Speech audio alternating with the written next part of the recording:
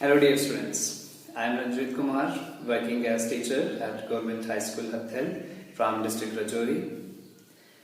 Dear student, director school education Jammu की तरफ से चलाई जा रही होम क्लासेस में आप सबका वेलकम है। हमने क्लास 11 की फिजिक्स का फर्स्ट यूनिट स्टार्ट किया है। क्लास 11 की फिजिक्स का फर्स्ट यूनिट है मैथमेटिकल टूल्स और इसकी वेटेज है 4 मार्क्स।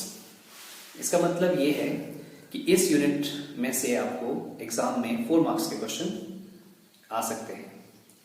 लास्ट वीडियो में स्टूडेंट्स हमने इंटीग्रल किया था x पावर n का और उस पे बेस्ड कुछ शॉर्ट क्वेश्चंस भी किए थे। आज हम इंटीग्रल करेंगे sin x का, cos x का, एक्सपोनेंशियल फंक्शन का और इन सभी इंटीग्रल पर बेस्ड शॉर्ट क्वेश्चंस भी करेंगे। सबसे पहले हम स्टार्ट करते हैं इंटीग्रल sin x का। आपको क्वेश्चन इस तरह से भी आ सकता है, prove that integration of sin x dx equal to minus cos x। यहां तो आपने ये प्रूव करना है, लेकिन आपको ये रिजल्ट याद भी रखना है हमेशा के लिए कि sin x का इंटीग्रल क्या होता है, माइनस cos x। इसका प्रूफ हम करेंगे अभी। इसके प्रूफ के लिए हम यहां से ही ये जो राइट हैंड साइड में टर्म है इसी को यूज करेंगे। As we know differentiation of right hand side की ही डिफरेंशिएशन हम करेंगे, minus cos x equal to, अगर स्टूडेंट आपको याद हो हमने लास्ट वीडियो में डेरिवेटिव किया था cos x का। cos x का डेरिवेटिव क्या होता था, माइनस sin x। तो यहां पे हम क्या लिखेंगे, माइनस sin x ये आ जाएगा, लेकिन एक माइनस साइन पहले भी है, इसको हम ऐसे लिख सकते हैं dy dx of minus cos x equal to, minus में माइनस क्या हो जाएगा, ये प्लस बन जाएगा, sin x, ये आ गई फर्स्ट इक्वेशन। अब हम दोनों साइड को इंटीग्रेट करेंगे with respect to x। On integrating both sides of, on integrating both sides of first we get, integrate करेंगे dy dx minus cos x, यहां भी dx आएगा। ये जो dx है ये बताता है कि हम इंटीग्रेशन किस वेरिएबल के रिस्पेक्ट कर रहे हैं। यहां पे आएगा sin x dx। डिफरेंशिएशन और इंटीग्रेशन एक दूसरे का रिवर्स होते हैं, ये कैंसिल हो जाएंगे, dx और dx भी कैंसिल हो जाएगा। यहां पे बचेगा minus cos x equal to integration of sin x dx। इसको रीअरेंज करके अगर हम लिखें तो ये बन जाएगा integral of sin x dx is equal to minus cos x। Hence हमने प्रूव कर दिया कि sin x का इंटीग्रल क्या होता है, माइनस cos x। अभी इसी रिजल्ट पर बेस्ड हम एक क्वेश्चन करेंगे। क्वेश्चन इस तरह से भी पूछा जा सकता है, integrate sin 3x with respect to x। Suppose ये आपको क्वेश्चन आता है, तो इसका सॉल्यूशन हम कैसे करेंगे। हियर वी हैव, हम इसको लिखेंगे ऐसे, I equal to sin 3x dx। Next step I equal to, देखिए अभी हमने किया था sin x की इंटीग्रेशन क्या आती है, माइनस cos x, लेकिन यहां पे क्या है sin 3x, तो sin 3x की इंटीग्रेशन क्या आएगी, minus cos 3x, minus cos 3x।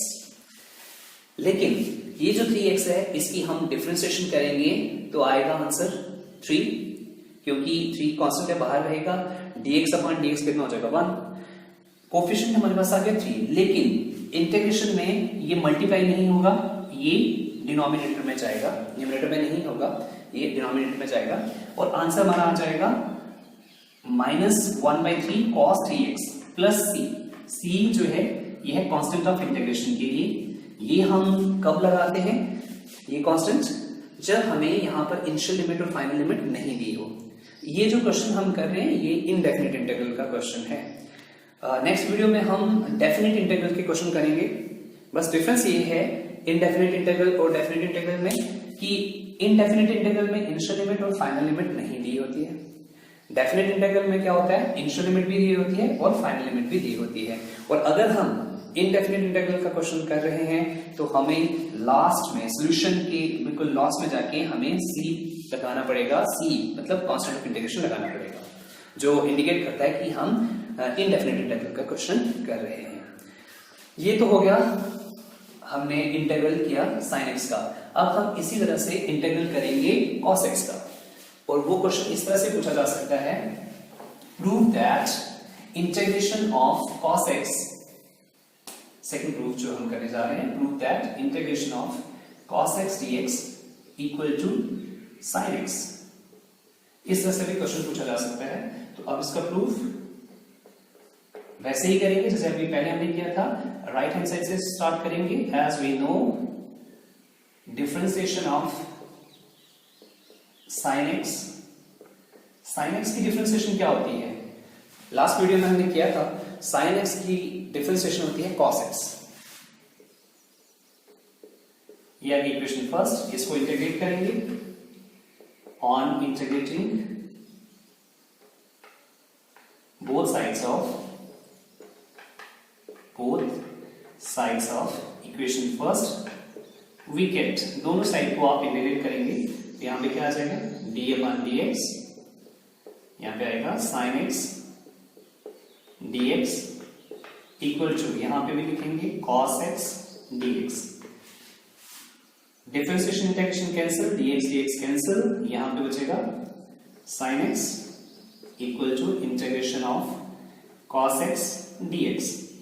इसको रीअरेंज करके अगर हम लिखेंगे तो ये आएगा cos x dx is equal to sin x। Hence हमने प्रूव कर दिया कि cos x का इंटीग्रल क्या होता है, sin x। मतलब इंटीग्रेशन अगर हम करेंगे cos x की तो आंसर क्या आएगा, sin x। अब फिर से हम एक एग्जांपल ले लेते हैं, इस z के बेसिस पे जो क्वेश्चन सॉल्व हो सकता है। सपोज आपको क्वेश्चन आता है कि integrate cos 3x with respect to x, integrate cos 3x with respect to x। तो कैसे स्टार्ट करेंगे इसको, here we have I equal to cos 3x dx। I equal to क्या आ जाएगा, अभी हमने किया है cos x की इंटीग्रेशन क्या होती है, sin x, तो cos 3x की इंटीग्रेशन क्या आ जाएगी, sin 3x, sin 3x, और 3x का फिर से डिफरेंशिएशन करेंगे तो कितना आएगा, 3, और वो 3 जो है वो डिनोमिनेटर में जाएगा, यहां पे ये आंसर आ जाएगा +3। इस तरह से हमने इस क्वेश्चन का भी आंसर निकाल दिया। अब हम करेंगे इंटीग्रल ऑफ एक्सपोनेंशियल फंक्शन। उसमें भी क्वेश्चन आपको इस तरह से आ सकता है, prove that integration of e power ax equal to e power ax upon a। ये भी आपने रिजल्ट याद रखना है, integration of e power ax equal to e power ax upon a। अभी हम इसको प्रूव करेंगे। प्रूव, as we know, यहां पे dx भी होगा, as we know differentiation of exponential function e power ax, अगर आपको याद हो अपने लास्ट वीडियो में ये इसका प्रूव किया भी था, तो इसका आंसर आता था e power ax into a। ये आगे फर्स्ट इक्वेशन, इसको भी इंटीग्रेट करेंगे। On integrating both sides of first we get, जब इसको इंटीग्रेट करेंगे ये आएगा d/dx e power ax equal to a, ये कांस्टेंट है इसको बाहर रखेंगे, e power ax dx। Differentiation integration cancel, और dx और dx भी क्या हो जाएंगे, कैंसिल। यहां पे बचेगा e power ax equal to a exponential function आ जाएगा, और ये इसके डिनोमिनेटर में आ जाएगा e power ax upon a e power ax dx।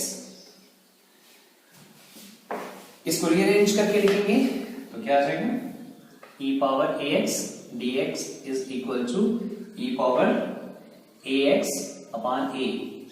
Hence proved, हमने प्रूव कर दिया ये भी कि e पावर x का इंटीग्रेशन जो होगा वो होगा e power ax upon a। अब इसी पे बेस एक क्वेश्चन कर देते हैं, इंटीग्रेट